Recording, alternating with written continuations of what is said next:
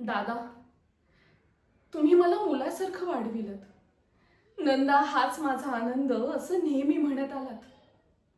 तुम्ही मला निर्भय बनवलं, विचार करायला शिकवलं. बुद्धीच्या निकषावर माणसानं प्रत्येक गोष्ट कशी घासून पाहायला हवी असं लहानपणापासून तुम्ही माझ्या मनावर बिंबवलं. पण पण आकाशातल्या कुऱ्हाडीच्या या पहिल्याच घावानं मी अशी घायाळ झाले. असं का व्हावं? माझी मलाच खंत वाटते याची.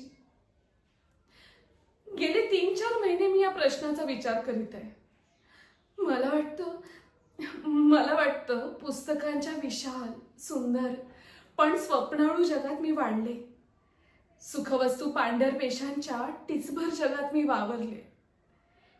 आईबापांनी मायेच्या उबदार शालीत सदैव जपून ठेवल्यामुळं बाहेरच्या ऊन पावसाची, वादळ वाऱ्याची आणि हातपाय गाठून टाकणाऱ्या थंडीची ओळखच नाही झाली मला.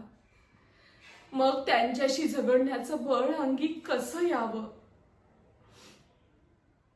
ज्या जगात मी वाढले ते अंगठीवरल्या खड्या एवढं. त्या खड्यात जे जीवन प्रतिबिंबित झालं ते मी पाहिलं. ते सारं परीट घडीचं. कुठं डाग नाही की कुठं सुरकुती नाही. प्रीतीचं, द्वेषाचं, शौर्याचं, क्रौर्याचं, जीवनाचं, मृत्यूचं सारं तांडव मी पाहिलं. ते शेक्सपियरच्या नाटकात, महाभारतातल्या पात्रात.